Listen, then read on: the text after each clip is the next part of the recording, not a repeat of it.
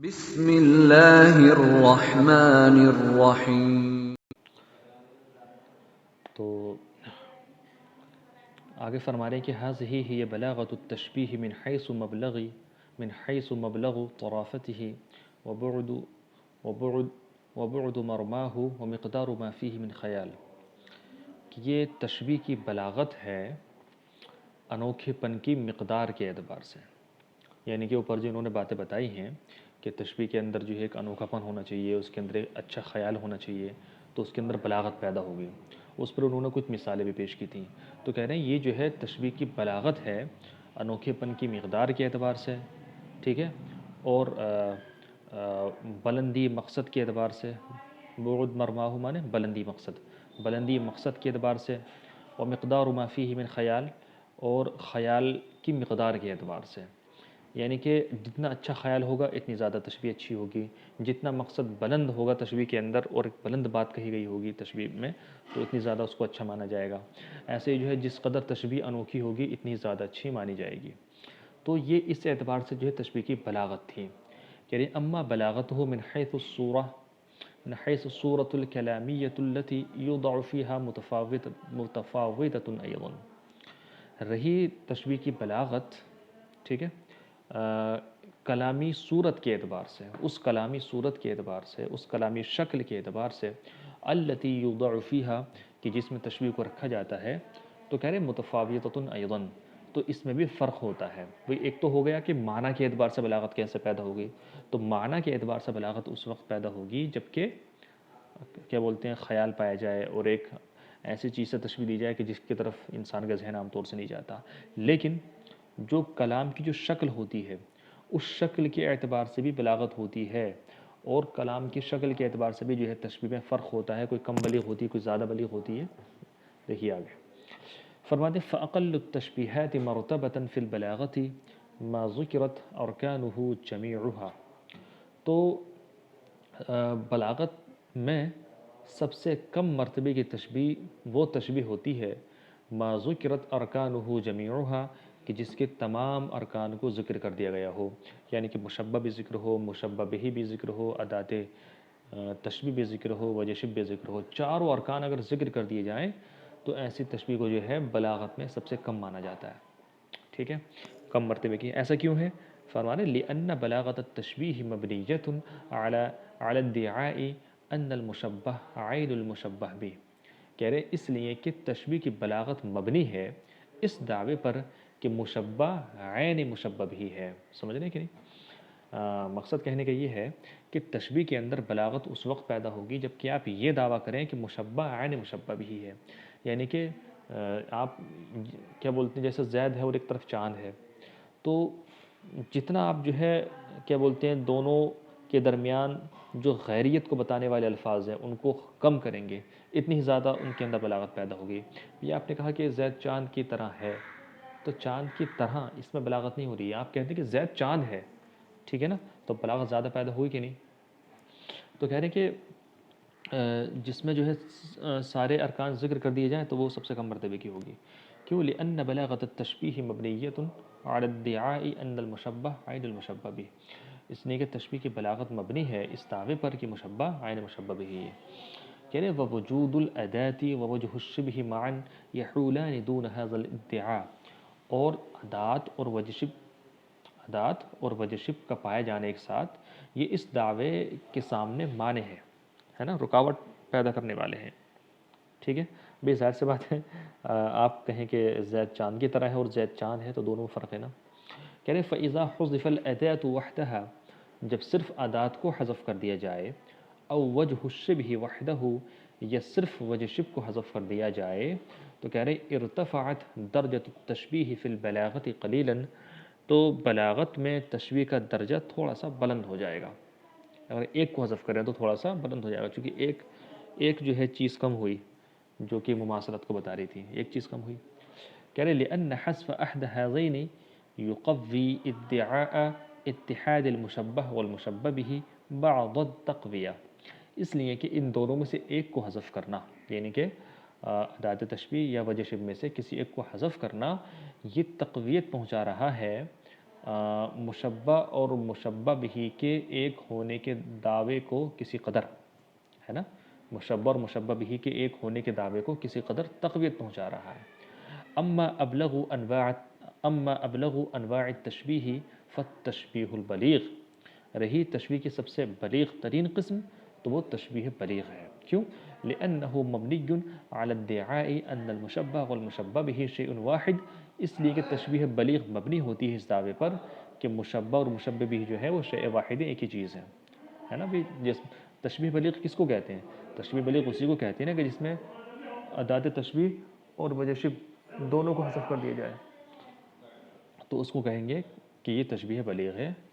جس میں سے دونوں کو حذف کر دیا جائے، یعنی کہ هذا وقد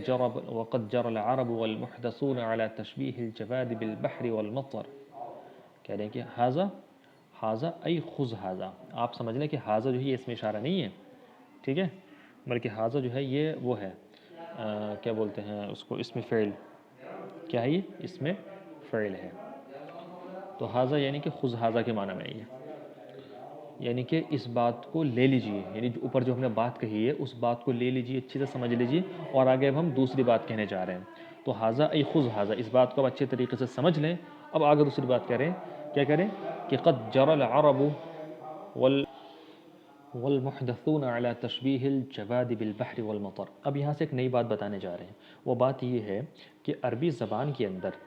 جب تشبیہ دی جاتی ہے تو کس چیز کو عام طور سے کس چیز سے تشبیہ دیتے ہیں؟ اگر کسی کی خوبصورتی بتانی ہے تو کس چیز سے تشبیہ دی جائے گی، اگر کسی کی بہادری بتانی ہے تو کس چیز سے تشبیہ دی جائے گی، کسی کے چہرے کے روشن ہونے کو بتانا ہے تو کس چیز سے تشبیہ دیں گے، اسی طریقے سے کالے بالوں کو کس چیز سے تشبیہ دیتے ہیں، پانی کو کس سے تشبیہ دیتے ہیں، رات کو کس سے تشبیہ دیتے ہیں، اس ٹائپ کی چیزیں، تو یہ بڑا ہی امپورٹنٹ یہ حصہ آگے آ رہا ہے، اس کو آپ بہت توجہ کے ساتھ سماعت کیجیے گا۔ فرماتے ہیں کہ وقد جرى العرب والمحدثون، متأخرین اور متقدمین، عرب سے مراد متقدمین عرب اور محدثین سے مراد متأخرین عرب، تو متأخرین اور متقدمین عرب جو ہے یہ ان کی عادت ہے کہ وہ تشبیہ دیتے ہیں الجواد، ٹھیک ہے، عمدہ گھوڑے کو، کس سے؟ بالبحر والمطر، سمندر سے اور بارش سے، ہے نا، تو اگر الجواد کسی عمدہ بلکہ سوری یہ جواد گھوڑے کے معنی میں نہیں ہے، جواد یہ سخی کے معنی میں ہے نا، کہ سخی کو جو ہے سمندر سے اور بارش سے تشبیہ دیتے ہیں، سخی کو کسی کی سخاوت بتانا ہو تو کیا کہتے ہیں، وہ فلاں تو سمندر کی طرح ہے، تو سمندر سے تشبیہ دی جاتی ہے، ایسے جو ہے بارش سے بھی تشبیہ دی جاتی ہے، کیونکہ بہرحال جو ہے سمندر بھی جو ہے سخاوت کا کام کرتا ہے، اس کے اندر سے جو ہے قسم قسم کے جو ہے قیمتی پتھر نکلتے ہیں، ہے نا، لولو اور مونگا اور پتہ نہیں کیا کیا نکلتے ہیں، اور ایسے جو ہے بارش بھی سخاوت کرتی ہے، جب بارش جب نازل ہوتی ہے تو وہ زمین کو سرسبز و شاداب کر دیتی ہے، اور اس کے اندر سبزہ اگنے لگتا ہے، تو جب کسی سخی کو تشبیہ دینی ہوتی ہے تو وہ سمندر سے اور بارش سے تشبیہ دیتے ہیں، والشجاع بالاسد، اور بہادر کو شیر سے تشبیہ دیتے ہیں کیونکہ اس کے اندر بہادری پائی جاتی ہے، والوجہ الحسن بالشمس والقمر، اور خوبصورت چہرے کو چاند اور سورج سے تشبیہ دیتے ہیں کیونکہ چاند اور سورج بہرحال خوبصورت لگتے ہیں دیکھنے میں، والشہم الماضی فی الامور بالسیف، اور شہم کا معنی آتا ہے صائب الرائے سردار، صائب الرائے مطلب جس کی رائے عام طور سے درست بیٹھتی ہو، تو صائب الرائے سردار، الماضی فی الامور، جو کہ معاملات کو کر گزرنے والا ہو، ایسے شخص کو تشبیہ دی جاتی ہے تلوار سے، کہ جیسے تلوار اگر آپ جو ہے مار دیں تو وہ کر گزرتی ہے، بھلے سے اس کو چوٹ لگا کچھ لگا کوئی نہیں سوچتی وہ، تو ایسے جو ہے وہ شخص جو کہ معاملات کو کر گزرتا ہے، صائب الرائے ہوتا ہے، اس کو بھی جو ہے تلوار سے تشبیہ دی جاتی ہے، والعالی المنزلہ بالنجم، اور جو بلند مقام و مرتبہ رکھنے والا ہوتا ہے اس کو ستارے سے تشبیہ دیتے ہیں، ہے نا، تو کلیئر ہے، والحلیم الرزین بالجبل، اور بردبار اور سنجیدہ شخص کو پہاڑ سے تشبیہ دی جاتی ہے، کیا مطلب بھئی جیسے ایک بردبار شخص ہوتا ہے، سنجیدہ شخص ہوتا ہے، کوئی اس کو کچھ کہتا رہتا ہے تو وہ جلدی کسی کو رسپونڈ نہیں کرتا ہے، وہ صبر کرتا ہے نا، بردباری اپناتا ہے، تحمل سے کام لیتا ہے، تو وہ شخص جو کہ تحمل سے کام لے، بردباری سے کام لے، سنجیدگی سے کام لے، اس کو کس سے تشبیہ دیتے ہیں؟ پہاڑ سے، چونکہ پہاڑ بھی جو ہے آپ چڑھ جائیے کچھ بھی کر لیجیے وہ بیچارہ اپنی جگہ رہتا ہے، تو ویسے جو ہے بردبار شخص بھی ہوتا ہے، وہ صبر کرتا ہے، فوراً ری ایکشن نہیں کرتا۔ آگے فرماتے ہیں والآمال الکاذبۃ بالاحلام، اور جھوٹی تمناؤں کو، جھوٹی آرزوؤں کو بالاحلام خوابوں سے تشبیہ دی جاتی ہے۔ والوجہ الصبیح بالدینار، اور روشن چہرے کو دینار سے تشبیہ دی جاتی ہے۔ والشعر الفاحم باللیل، اور سیاہ بالوں کو، سیاہ زلفوں کو باللیل رات سے تشبیہ دی جاتی ہے۔ والماء الصافی باللجین، اور شفاف پانی کو چاندی سے تشبیہ دی جاتی ہے۔ واللیل بموج البحر، اور رات کو سمندر کی موج سے تشبیہ دی جاتی ہے، لہر۔ والجیش، اور لشکر کو بالبحر الزاخری، ٹھاٹھے مارتے ہوئے سمندر سے تشبیہ دی جاتی ہے۔ والخیل بالریح والبرق، اور گھوڑوں کو بالریح ہوا سے، والبرق، اور بجلی سے تشبیہ دی جاتی ہے کہ جیسے ہواؤں کے اندر تیزی ہوتی ہے اور بجلی کے اندر تیزی ہوتی ہے، ویسے گھوڑے کے اندر تیزی ہے۔ والنجوم بالدرر والازہار، اور ستاروں کو بالدرر، موتیوں سے، والازہار، اور پھولوں سے تشبیہ دی جاتی ہے، چونکہ وہ دور سے دیکھنے میں موتی لگتے ہیں نا، نیچے سے دیکھتے ہیں تو ایسا لگتا ہے جیسے کہ آسمان میں موتی رکھے ہوئے ہوں۔ والاسنان بالبرد واللؤلؤ، اور دانتوں کو بالبرد، برف سے، واللؤلؤ، اور موتی سے تشبیہ دی جاتی ہے۔ والسفن بالجبال، اور کشتیوں کو پہاڑوں سے تشبیہ دی جاتی ہے۔ والجداول بالحیات الملتویۃ، جداول یہ جدول کی جمع ہے، اور جدول بولتے ہیں نہر کو، تو نہروں کو تشبیہ دی جاتی ہے بالحیات الملتویۃ، بل کھاتے ہوئے سانپوں سے، بل کھاتے ہوئے، ہے نا، بل کھانا آپ سمجھ رہے ہوں گے، وہ جو لہراتے ہوئے جو سانپ جاتے ہیں، تو نہروں کو لہراتے ہوئے یا بل کھاتے ہوئے سانپوں سے تشبیہ دی جاتی ہے۔ والشیب بالنہاری، اور بالوں کی سفیدی کو دن سے تشبیہ دی جاتی ہے۔ ولمع السیوف، اور ستاروں کے چمکنے سے تشبیہ دی جاتی ہے۔ وغرۃ الفرس بالہلال، اور گھوڑے کی سفیدی کو چاند سے تشبیہ دی جاتی ہے۔ کچھ گھوڑے ہوتے ہیں نا کہ کچھ تو مطلب کالا کلر ہے اس پہ، جو ہے جگہ جگہ جو ہے سفید سفید جو ہے نشان بھی ہوتے ہیں، تو گھوڑے پہ جو نشان ہوتے ہیں اس کو ہلال سے تشبیہ دی جاتی ہے، یعنی کہ چاند سے۔ وَيُشَبِّهُونَ الْجَبَانَ بِالنَّعَامَةِ وَالذُّبَابَةِ، اور بزدل کو تشبیہ دیتے ہیں کس سے؟ بالنعامتی، شتر مرغ سے، والذبابتی، اور مکھی سے۔ شتر مرغ جو ہوتا ہے جب طوفان آتا ہے نا تو وہ اپنا سر جو ہے کیا بولتے ہیں، کہا جاتا ہے کہ سر اپنا وہ ریت کے اندر چھپا لیتا ہے، یعنی کہ بزدلی کا مظاہرہ کرتا ہے، تو بزدل کو جو ہے شتر مرغ اور مکھی سے تشبیہ دی جاتی ہے۔ واللئیم بالثعلب، اور کمینے شخص کو لومڑی سے تشبیہ دی جاتی ہے۔ والطائش دیتے ہیں، والطائش بالفراشی، اور کم عقل کو، کم ظرف کو بالفراشی، پروانے سے تشبیہ دیتے ہیں۔ کیا مطلب؟ جیسا آپ نے دیکھا ہوگا نا کہ پروانہ جو ہوتا ہے وہ آگ کے پاس چکر لگاتا رہتا ہے یہاں تک کہ آگ میں جل کے مر جاتا ہے۔ تو ایسی جو ہے جو کم عقل لوگ ہوتے ہیں اور اپنا نقصان کر لیتے ہیں، اوٹ پٹانگ کام کرتے ہیں جو کہ ان کو فائدہ نہیں پہنچاتے، تو ایسے شخص کو بھی جو ہے پروانے سے تشبیہ دی جاتی ہے۔ والذلیل بالوتد، اور عرب جو ہے ذلیل کو کھونٹی سے تشبیہ دیتے ہیں۔ وتد کا معنی آتا ہے کھونٹی، تو جیسے کھونٹی کو آپ جو ہے کوٹتے رہو وہ اپنی جگہ برقرار رہتی ہے، تو ویسے ذلیل ہوتا ہے، اس کو جو ہے کتنی ذلت ملتی رہتی وہ کچھ فرق ہی نہیں پڑتا اس میں، تو ذلیل کو کھونٹی سے تشبیہ دی جاتی ہے۔ والقاسی بالحدید والصخر، اور سخت شخص کو جو سخت مزاج ہو اس کو کس سے تشبیہ دیتے ہیں؟ بالحدید، پتھر سے، والصخر، اور چٹان سے۔ والبلید بالحماری، اور بے وقوف کو گدھے سے۔ والبخیل بالارض المجدبۃ، اور بخیل شخص کو خشک زمین سے تشبیہ دیتے ہیں۔ یہ بات ہو گئی۔ اب یہاں سے ایک بات اور بتانا چاہ رہے ہیں، وہ بات یہ ہے کہ دیکھیے کچھ لوگ جو ہے کچھ صفات کا استعارہ بن گئے ہیں، کچھ لوگ کچھ صفات کا استعارہ بن گئے، یعنی کہ حاتم جب بولا جاتا ہے تو حاتم سے مراد کیا ہوتی ہے؟ ایک سخی اور کریم شخص۔ تو کچھ لوگ جو ہے کچھ خصلتوں سے جو ہے مشہور ہو گئے، یہاں تک کہ جب ان شخصوں کا نام لیا جاتا ہے تو وہ خصلتیں ذہن میں آ جاتی ہیں۔ ٹھیک ہے، دیکھیے پڑھ لیں آگے اور بتا رہے ہیں۔ وقد اشتهر رجال من العرب بخلال محمودة فصاروا فيها اعلاما، اور کچھ لوگ جو ہے مشہور ہو گئے ہیں، عربوں کے کچھ لوگ مشہور ہو گئے ہیں اچھی خصلتوں کے ساتھ، فصاروا فيها اعلاما، چنانچہ وہ ان اچھی خصلتوں میں جو ہے اعلام بن گئے، یعنی کہ پہچان بن گئے، کہ جب بھی ان کا نام لیا جاتا ہے تو وہ اچھی خصلتیں ذہن میں آتی ہیں۔ کہہ رہے فجرت تشبیہ بہم، تو ان سے بھی تشبیہ دی جاتی ہے۔ کہہ رہے فیشبہ الوفی بالسموئل، تو وفادار کو سموعل سے تشبیہ دی جاتی ہے، یعنی کہ مثال کے طور پہ آپ ایک دوست ہے جو کہ بہت وفادار ہے، آپ چاہتے ہیں کہ اس کو تشبیہ دیں، تو آپ کہہ سکتے ہیں کہ بھئی یہ تو سموعل ہے، حاضر رجل سموعل، کہ یہ سموعل ہے، ٹھیک ہے نا؟ تو کیا بولتے ہیں، جیسے آپ کہیں گے کہ یہ سموعل ہے تو ویسے ہی جو ہے اس کا مطلب یہ نکلے گا کہ یہ وفادار ہے، کیونکہ سموعل وفاداری سے مشہور تھے۔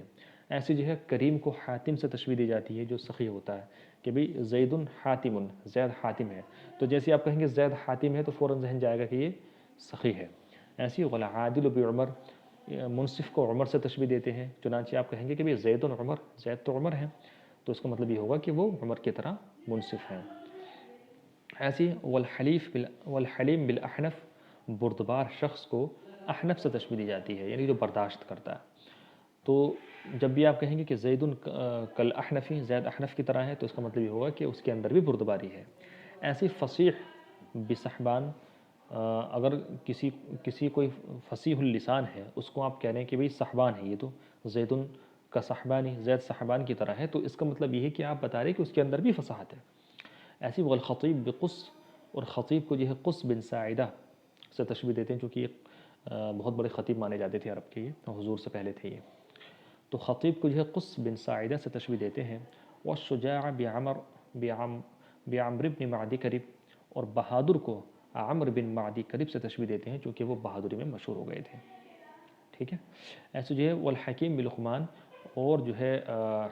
حکیم یعنی کہ حکمت اور دانائی رکھنے والے شخص کو لقمان سے تشبیہ دیتے ہیں کہ بھئی آپ تو جو ہے لقمان زمانہ ہیں، ٹھیک ہے، آپ تو لقمان زمانہ ہیں۔ تو جب آپ کسی کو لقمان زمانہ کہہ رہے ہیں تو اس کا مطلب یہ ہے کہ آپ اس کو حکیم سے مراد دانائی رکھنے والا شخص، حکیم بمعنی طبیب نہیں ہے یہاں پہ، حکیم مطلب دانائی، حکمت اور دانائی رکھنے والا شخص آپ کہہ رہے ہیں۔ والذکی بایاس، اور ذہین و فطین شخص کو آپ ایاس سے تشبیہ مطلب دیتے ہیں عرب کے لوگ۔ تو اگر کسی کو کہنا کہ بھئی آپ تو ایاس زمانہ ہیں یا آپ تو ایاس ہیں، تو اس کا مطلب یہ کہ آپ کہہ رہے ہیں کہ آپ ذہین ہیں، ٹھیک ہے۔ تو جتنے نام یہاں پہ لیے گئے ہیں تو یہ نام جو ہے کسی نہ کسی صفت کے ساتھ معروف ہیں، تو جب بھی آپ جو ہے ان سے تشبیہ دیں گے، ٹھیک ہے، تو اس کا مطلب یہ ہے کہ آپ جو ہے ان کو ان صفتوں سے متصف قرار دے رہے ہیں۔ جیسے مثال کے طور پہ قص جو ہے خطابت میں مشہور تھے، تو اگر آپ کسی کو قص سے تشبیہ دے رہے ہیں اور کہہ رہے ہیں کہ بھئی آپ تو جو ہے قص ہیں، تو اس کا مطلب یہ ہے کہ آپ یہ کہہ رہے ہیں کہ آپ بہت بڑے خطیب ہیں، کیونکہ قص جو ہے وہ خطابت میں مشہور تھے۔ ایسے ہی واشتہر آخرون، یہ آخرون ہونا چاہیے چونکہ اشتہرا فعل ماضی ہے، معروف ہے، اور آخرون اس کا نائب فاعل ہے۔ کہہ رہے واشتہر آخرون بصفات ذمیمۃ، اور دوسرے لوگ مشہور ہوئے ہیں کس میں؟ بصفات ذمیمۃ، مذموم صفات کے ساتھ، بری صفات کے ساتھ۔ فجرت تشبیہ بہم ایضا، تو ان سے بھی تشبیہ دی جانے لگی، یعنی کہ جیسے کچھ لوگ اچھی صفات کے ساتھ معروف اور مشہور ہوئے ہیں، تو ویسے کچھ لوگ جو ہے بری صفات کے ساتھ مشہور ہو گئے ہیں اور ان سے بھی تشبیہ دی جانے لگی۔ فیشبہ العی بباقل، تو جو ہے عی بولتے ہیں گفتگو کرنے سے عاجز، تو گفتگو کرنے سے عاجز شخص کو جو ہے کیا بولتے ہیں، باقل سے تشبیہ دی جاتی ہے، ٹھیک ہے۔ اور کچھ نیچے واقعات بھی لکھے ہوئے ہیں، آپ پڑھ لیجیے گا، حاشیے میں بڑے اچھے واقعات دیے ہیں اس میں۔ ایسے جو ہے والاحمق بحبنقہ، اور بیوقوف شخص کو حبنقہ سے تشبیہ دی جاتی ہے، چونکہ حبنقہ جو ہے حماقت میں بہت مشہور ہو گئے تھے۔ جیسے ہمارے یہاں پہ شیخ چلی نام سے ایک شخص بہت مشہور ہے، کہا جاتا ہے کہ بہت بڑا احمق تھا وہ، تو اگر کسی کو جو ہے اگر حماقت میں تشبیہ دینی ہوتی تو آپ تو کہہ دیتے ہیں نا کہ آپ تو شیخ چلی ہیں، تو کیا مطلب جب آپ کہہ رہے ہیں کہ آپ شیخ چلی ہیں یعنی کہ آپ بیوقوف ہیں، تو ایسے جو ہے عربوں کے یہاں پہ کون تھا؟ حبنقہ مشہور تھا۔ والنادم بالکسعی، اور نادم یعنی کہ پچھتانے والے کو کسعی نام کے شخص سے تشبیہ دی جاتی ہے۔ والبخیل بمارد، اور بخیل کو مارد سے۔ والحجہ، اور بہت زیادہ کسی کی ہجو کہنے والے کو حطیہ سے تشبیہ دیتے ہیں۔ ہجو مطلب اشعار کے اندر جو کسی کی مذمت کی جاتی ہے نا، اس کو ہجو کہتے ہیں، تو جو حجہ یعنی کہ ہجو کرنے والا ہوتا ہے اس کو حطیہ سے تشبیہ دیتے ہیں۔ والقاسی بالحجاج، اور جو شخص سخت مزاج ہوتا ہے نا، بہت سخت ہوتا ہے، اس کو حجاج بن یوسف سے تشبیہ دی جاتی ہے۔ تو یہ کچھ نام تھے، کچھ لوگ اچھی صفات کے ساتھ مشہور ہیں، کچھ لوگ بری صفات کے ساتھ مشہور ہیں، تو ان سے بھی تشبیہ دی جاتی ہے، اور جب ان سے تشبیہ دی جائے گی تو یہ جن صفات کے ساتھ مشہور ہیں ان صفات میں وہ تشبیہ دی جا رہی ہوگی۔